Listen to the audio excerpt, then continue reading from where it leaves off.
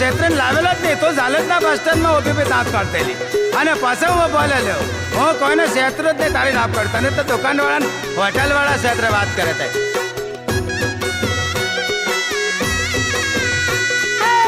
તું તો કહેતેલો અલ્યા રાજ કરવા